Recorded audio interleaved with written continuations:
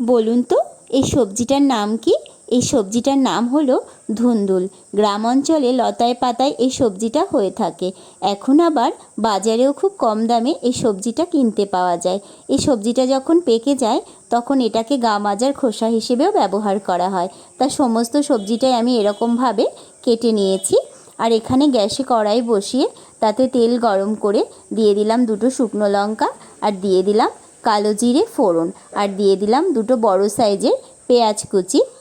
এবার সমস্তটা একটু লাল লাল করে ভেজে নেওয়ার পর এখানে আমি কেটে রাখা সমস্ত ধুন্দুলটাই অ্যাড করে দিলাম,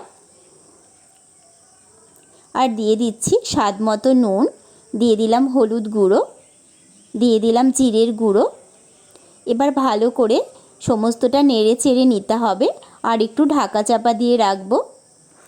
ঢাকা খুলে এই দেখুন কতটা জল বেরিয়ে এসেছে। এখানে দিয়ে দিলাম হাফ চামচ লঙ্কার গুঁড়ো, আর দিয়ে দিলাম স্বাদ মতো চিনি, আর দিয়ে দিলাম 4 টেবিল চামচ পোস্ত বাটা, আর দিয়ে দিচ্ছি 4টে চেরা কাঁচা লঙ্কা।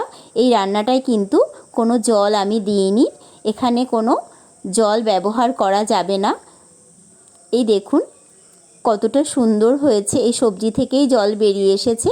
এই সবজির জলে রান্না করলে রান্নার স্বাদ কিন্তু দ্বিগুণ হয়ে যায়। এখানে আমি সবশেষে দিয়ে দিলাম কিছুটা ধনেপাতা কুচি। এই দেখুন তরকারিটা কতটা মাখো মাখো হয়েছে। এবার আমি পরিবেশন করে দিয়েছি। এটা কিন্তু গরম গরম রুটি ভাত সবের সাথেই ভালো লাগে, একদম ঝিঙে পোস্তর মতো লাগে।